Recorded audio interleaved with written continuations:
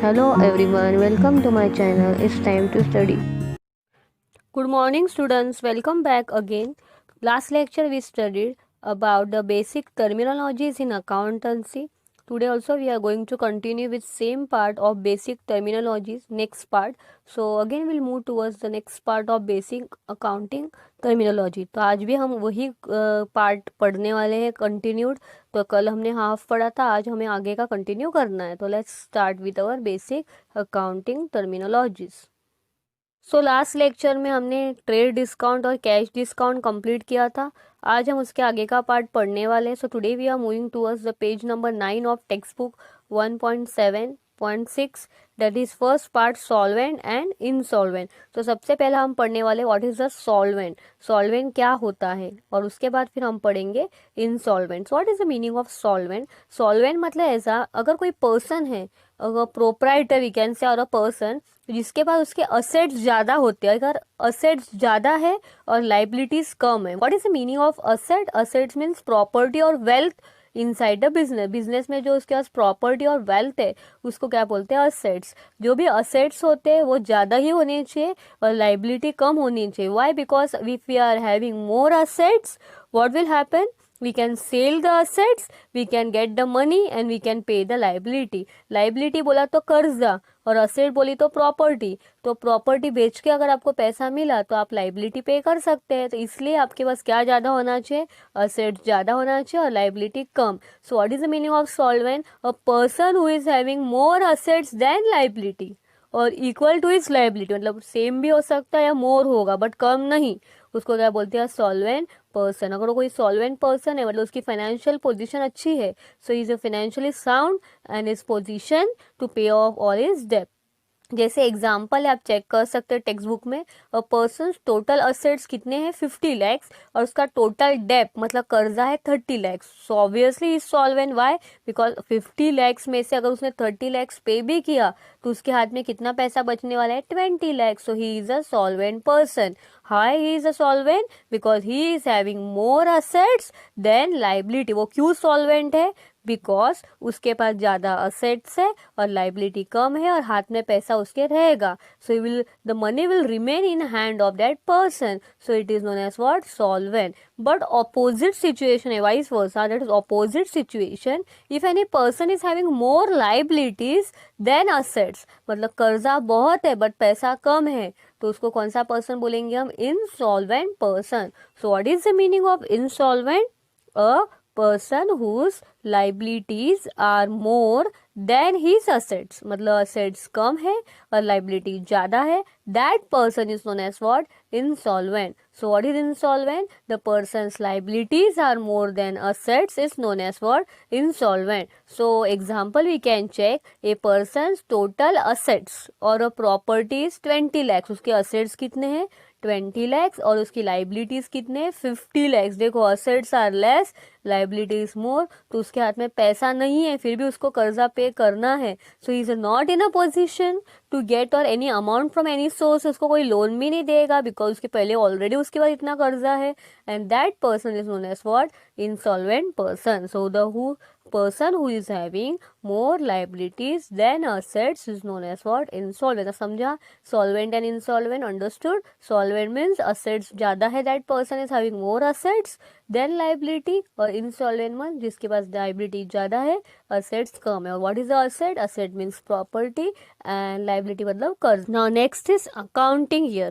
So what is accounting year? The period of 12 months, मतलब 12 months का जो period होता है फॉर मेंटेनिंग ऑफ अकाउंट, जिसमें हम अकाउंट्स को रिकॉर्ड करते हैं, मेंटेन करते हैं, और जो क्लोज होता है आफ्टर द ईयर एंड को द अकाउंट्स क्लोज होते हैं by the proprietor, it is known as what, accounting year. So what is accounting year. It is a period of 12 months for which accounts are maintained and closed by proprietor.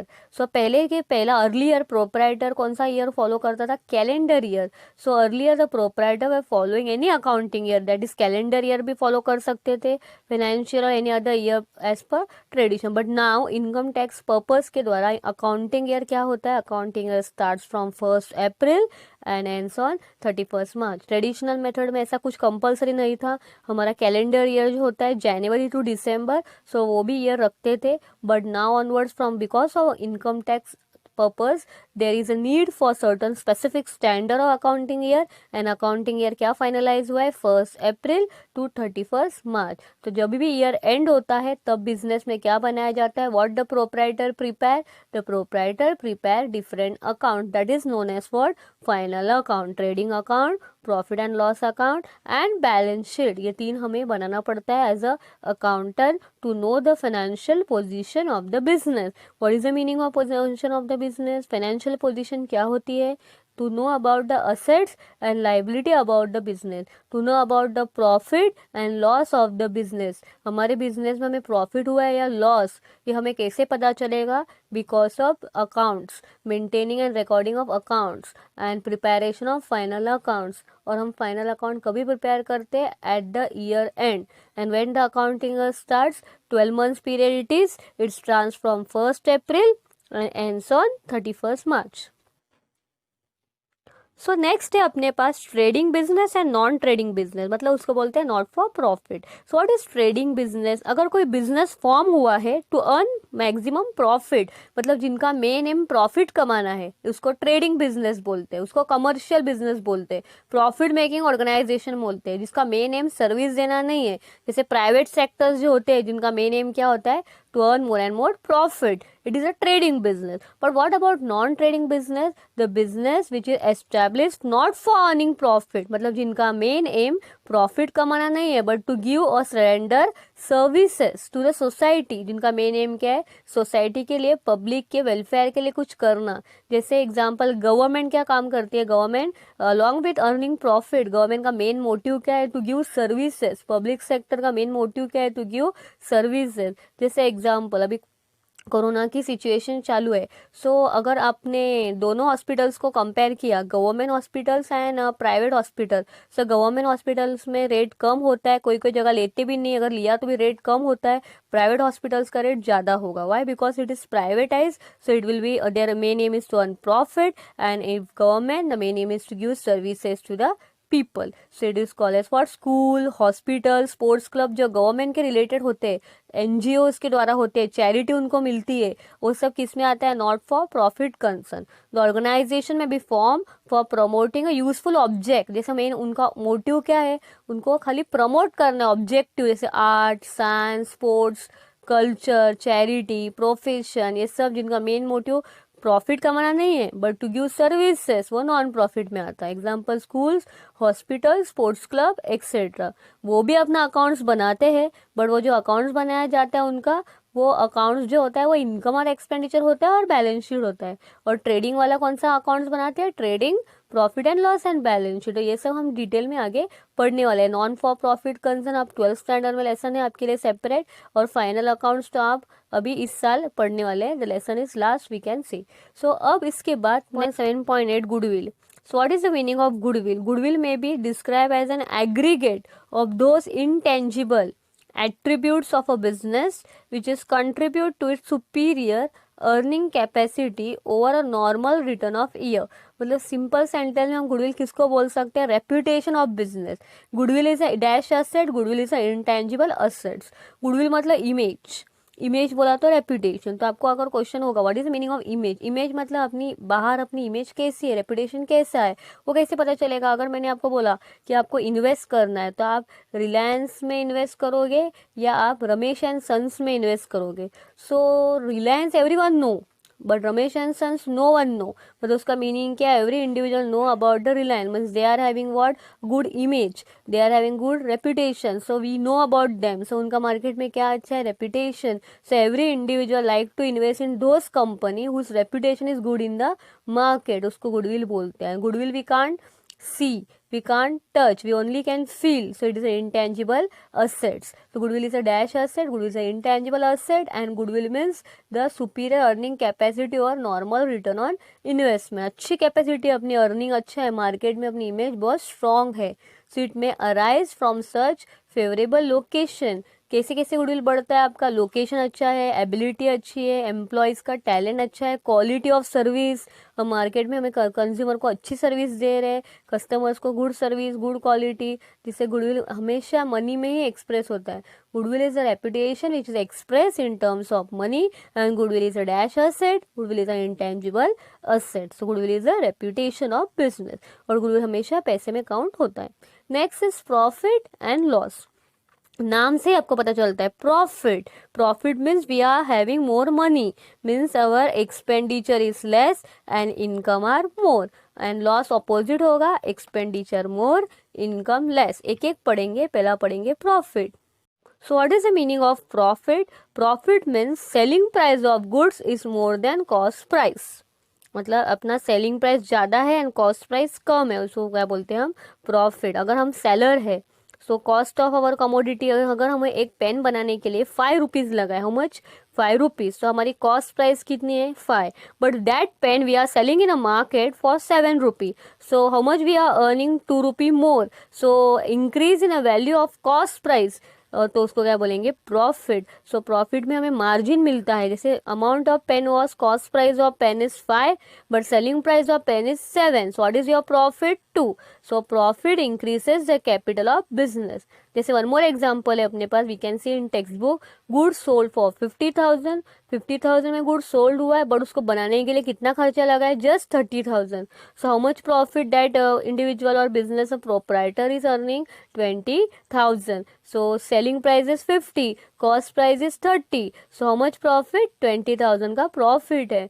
So profit is very important in every business, it is a favourable situation. Opposite situation loss होता है, cost price ज़्यादा है but selling price कम है।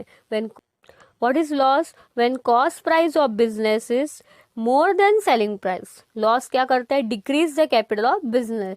जैसे cell किया है 50,000 में, but expenses कितना हुआ, एक्चुअल खर्चा 60,000 लगा है, but selling price is 50,000, so cost price is more and selling price is less. मतलब खर्चा लगा है 60,000 बट एक्चुअल कितने में हम अपना कमोडिटी बेचा है मार्केट में, जस्ट फॉर 50,000, सो 10,000 का लॉस हुआ है बिजनेस में, उसको क्या बोलते हैं हम लोग, लॉस। सो प्रॉफिट मतलब हमें हमारे पास पैसा मिलता है ज़्यादा, और लॉस मतलब अपने को पैसा नहीं मिलेगा ज़्यादा, हमने कम में बेचा है तो लॉस, ज़्यादा में बेचा तो प्रॉफिट। किसके ज़्यादा और कम में, कॉस्ट प्राइस के।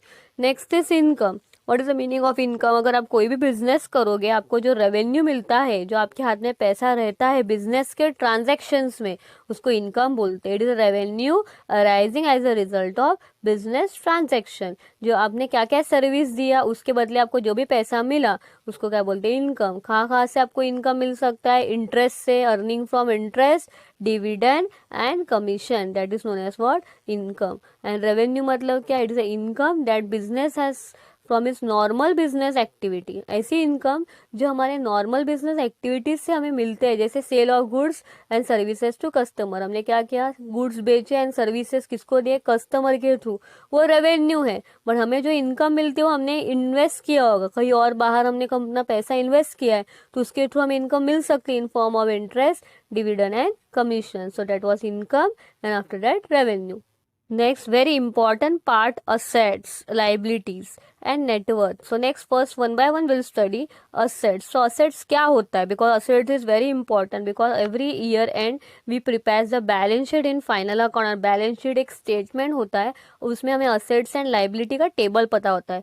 तो assets होता है क्या है, any physical thing और right own that has monetary value। आपके पास जो भी घर में है प्रॉपर्टी, जिसको सेल करके आपको पैसा मिलेगा, जिसको पैसे में आप काउंट कर सकते हो, which has a monetary value, it is known as what, asset. So physical thing और right own by the proprietor, जिसके पास है पैसे में, उसको असेट्स बोलते हैं। So ownership of asset must be within the business unit. उसकी ओनरशिप आपके खुद के पास होना चाहिए। आपका बिजनेस है, आपके फ्रेंड के नाम का असेट्स है तो नहीं चलेगा, आप ओनर होने चाहिए, तो ही आपको उसको सेल प्राइस मिलेगी, उसको असेट्स बोले। जैसे लैंड, जमीन है आपके पास, गुडविल है, पेटेंट है। पेटेंट मीन्स अगर आपके पास कोई फॉर्मूला है और किसी मेडिसिन का, और अगर वो फॉर्मूला आपके पास है तो आपने उसको पेटेंट करवाया, वो आपके पास हो रहेगा। वो अगर दूसरे कंट्री को हमें बेचना होगा तो उनको बेचने के लिए हमारी परमिशन लगेगी। So we have that authority, that हमने बनाया है ना वो formula, so we can sell to other country, so in that case will get the money, तो वो पेटेंट होता है। जैसे कोरोना की दवाई, अगर जो भी वैक्सीन आने वाला है, अगर कोई दूसरी कंट्री से इंडिया ने लिया तो उनका वो पेटेंट है, तो इंडिया को जब लेंगे इंडिया तो उनको क्या मिलेगा, उसको सेल का वैल्यू मिलेगा, पैसा मिलेगा। फॉर्मूला लेना किसी कंट्री से, वो भी एक प्रकार का पेटेंट होता है, बिकॉज उनके पास वो फॉर्मूला है तो हम उनसे लेने वाले हैं, तो एक पेटेंट होता है, वो इंटेंजिबल होता है। कंप्यूटर आपको पता है वो भी असेट्स है। टाइप्स ऑफ असेट्स, पहला होता है फिक्स असेट्स, ऐसा असेट जो लॉन्ग टर्म बेनिफिट हमारे साथ रहेगा उसको फिक्स असेट बोलते हैं। जैसे लैंड, बिल्डिंग, मशीनरी है हमारे पास, गुडविल हमारी इमेज। सो फिक्स असेट दो टाइप्स के होते हैं, टेंजिबल एंड इनटेंजिबल। जिसको हम टच कर सकते हो टेंजिबल होता है, और जिसको हम टच नहीं कर सकते जैसे गुडविल, वो किस में आता है, इनटेंजिबल। दूसरा असेट्स होता है करंट असेट्स। करंट असेट मतलब हमारे लिए डे टू डे एक्टिविटीज में काम आता है, जो इजीली कैश में हम कन्वर्ट कर सकते हैं, उसको करंट असेट बोलते हैं। जैसे debtors, bills receivable, cash in hand and cash at bank. So assets which can be easily converted into cash is known as what? Current assets. तीसरा होता है fictitious assets, जो assets which is not represented by tangible possession or property, जो tangible नहीं है, they are imaginary है, जिसको हम इमेजिन करते हैं but do not any realizable value, जिसकी कोई रीसेल वैल्यू नहीं है। एग्जाम्पल हमने पढ़ा defer revenue expense, like advertisement हमने किया 4 साल का, वो हम इमेजिन कर रहे हैं कि उसका बेनिफिट हमें कितने साल चलने वाले हैं। 4 के टाइप्स, जैसे हमने एक्सपेंडिचर के टाइप्स पढ़े थे, उसमें हमने पढ़ा डेफर रेवेन्यू एक्सपेंस, जिसका बेनिफिट हमें 3 से 4 साल होता है, तो वो 4 साल खाली हम इमेजिन किया, हमने श्योरली हमें नहीं मालूम कि सच में होने वाला है, जस्ट इमेजिनरी। उसको कौन से असेट्स बोलते हैं, fictitious assets. How many types of asset, 3 type, fix asset oblique non current asset, B current asset and third fictitious assets. जैसे हमने असेट्स पढ़ा वैसे अब हम लाइबिलिटीज पे गो थ्रू करने वाले हैं। So what is the meaning of liability? Liability मतलब कर्जा, हमें किसी को देना है। The amount payable by business to others is known as what? Liability. अगर बिजनेस को किसी को देना है अदर्स, वो लाइबिलिटी होती है। सो डेब भी बोलते हैं उसको, due we can say. So from the business to others for benefit received by the business unit, मतलब उन्होंने हमें पैसा दिया था जो हमें जरूरत पड़ी, जैसे लोन हमने लिया था बैंक से तो हमारी लाइबिलिटी है लोन टेकन। क्रेडिटर्स मतलब जिससे हम उधारी में कमोडिटी लाते हैं, रॉ मटेरियल्स, वो क्रेडिटर्स है। बैंक ओवरड्राफ्ट मतलब हमने बैंक से ओवरड्राफ्ट की फैसिलिटी दी, जैसे बैंक में हमारे पास 10,000 होगा बट हमने बैंक से 12,000 विड्रॉ किया तो 2,000 ज्यादा बैंक से हमने विड्रॉ किया। ये किसको मिलती है? ओनली फैसिलिटी ओवरड्राफ्ट बिजनेसमैन को। जो बिजनेस करता है वो करंट अकाउंट ओपन करता है, और वो करंट अकाउंट वालों को कौन सी फैसिलिटी दिया जाती है? Overdraft facility. या हमारा कोई एक्सपेंसेस आउटस्टैंडिंग हमें देना है, ये सारे लाइबिलिटी होते हैं। So types of liability, there are 2 types of liability, fixed liabilities and current liabilities. So how many types of liability? 2 types, fixed liability and current liability. So first we'll study about fixed liability. So what is the meaning of fixed liability? One of the major source of funds in a business is fixed liability. सबसे ज्यादा अगर पैसा अगर हमें किसी से मिलता है वो कौन सी लाइबिलिटी होती है? हम लाते हैं वो फिक्स लाइबिलिटी होते हैं। फिक्स लाइबिलिटी कौन से फॉर्म में हमें मिलेगी? Capital, loan, long term loans from bank and other financial institution. जो हम बैंक से लोन लाते हैं वो 1 साल 2 साल का नहीं होता, लॉन्ग टर्म होता है, तो कौन सा होता है? Fix liability. करंट लाइबिलिटी मतलब शॉर्ट टर्म होता है, लेस देन 1 ईयर, उसको करंट लाइबिलिटी बोलते हैं, और day to day routine activities में हमें काम आता है। This liability are not normally secure, वो सिक्योर नहीं है, बट फिक्स लाइबिलिटी सिक्योर होते हैं। जैसे हमें बैंक से लोन लेना है तो बैंक हमें डायरेक्टली लोन नहीं देगी, बिकॉज हमें उसको सिक्योरिटी में कुछ रखना पड़ेगा। अगर हमारे पास कुछ प्रॉपर्टी है तो वो हमें गिरवी रख के लोन दिया जाएगा, तो अगर हमने पैसा पे नहीं किया तो क्या गारंटी? तो वो कौन सी लाइबिलिटी होती है? फिक्स। और करंट लाइबिलिटी में मेन हमें कुछ गिरवी नहीं रखना है, it is unsecure, it is not normally secure, ऐसे creditors and bills payable. So understood there are 2 types of liability, fix liability and current liability. और इक्विटी और capital. Next is net worth, owners equity और capital. जो भी business में पैसा लाता है प्रोप्राइटर, उसको कैपिटल बोलते होते, हमने पहले ही पढ़ा। और या फिर ऐसे भी बोल सकते हैं हम लोग, एक्सेस ऑफ असेट्स और लाइबिलिटी, तो उसको भी कैपिटल बोलते हैं, या फिर उसको नेटवर्थ भी बोलते हैं। It is net worth. Net worth means what? Capital and reserves. So capital कौन से फॉर्म में होता है? कैश या kind. So what is the formula of net worth? Net worth equal to owners equity equal to capital. या फिर ओनर्स इक्विटी कैसे मिलता है? Total equity assets minus creditors equity liability, तो उससे हमें नेटवर्थ मिलता है। सो ऐसे हमें नेटवर्थ मिल सकता है। जैसे पहला example, so while writing in notebook, example first लिखना आप, टोटल इक्विटी कैसे मिलता है वो वाला एग्जांपल लिखो, ए वाला लिखो, बी और सी मत लिखो। Next is contingent liability. What is the meaning of contingent liability? ऐसी लायबिलिटी जो फ्यूचर में हो भी सकती है या नहीं भी हो सकती है। Today it is not, in future it can takes place. सो अभी से हमें उसके लिए प्रोविजंस क्रिएट करना पड़ेगा, मतलब अभी से हमें तैयारी करनी पड़ेगी, फ्यूचर के लिए पैसा साइड में निकालना ही पड़ेगा। उसको क्या बोलते हैं? Contingent liability. तो what is the meaning of contingent liability? Liability which में arise in future depending upon happening or non-happening of event. It is known as what? Contingent. So it is not a perfect liability. It does not affect the financial position. It is not shown in liability side of balance sheet. उसको कहीं पे दिखाने का नहीं है balance sheet में, खाली नीचे हम बैलेंस शीट बनाते हैं, उसके बाद नीचे एक नोट में हमें कॉन्टिंजेंट लाइबिलिटी दिखानी पड़ती है. जैसे एग्जांपल है, worker makes a claim for compensation of ₹5,000 against the business and decision is pending in court. Worker claim कर रहा है पर कोर्ट में डिसीजन पेंडिंग है, कंपेंसेशन चाहिए, उसको भरपाई चाहिए किस चीज का? बिजनेस में उसको कुछ प्रॉब्लम हुआ होगा तो भरपाई मांग रहा है, कोर्ट में केस चल रही है, तो अभी उसको पैसा नहीं दिया जाएगा. जब तक हम केस में वो वर्कर जीतता नहीं है तब तक उसको पैसा नहीं दिया जाएगा. So in future liability of business और happening on event it is court will डिक. बराबर, कोर्ट का मेन डिसीजन है. अगर बाई चांस कोर्ट में वो जीत गया तो हमको देना पड़ेगा पैसा उनको.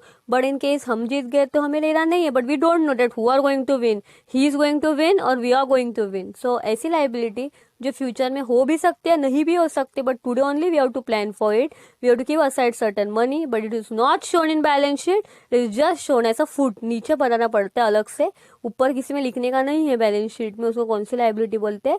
Contingent liability. So this was our overall basic terms which is included in 1.7. सो 2 lectures we completed for this. पहले लेक्चर में हमने अप टू ट्रेड डिस्काउंट और कैश डिस्काउंट पढ़ा था yesterdays, and today half part which is remaining that we completed. सो आप starting से लेके कंटिंजेंट लाइबिलिटी तक आपको नोटबुक में लिखना है. आई होप आपको ये लेक्चर समझा होगा. So it is very important part, basic accounting terminology that we completed today. Complete it in your notebook. So we will meet in next lecture. Till that time, work hard and wait for my next lecture. Thank you.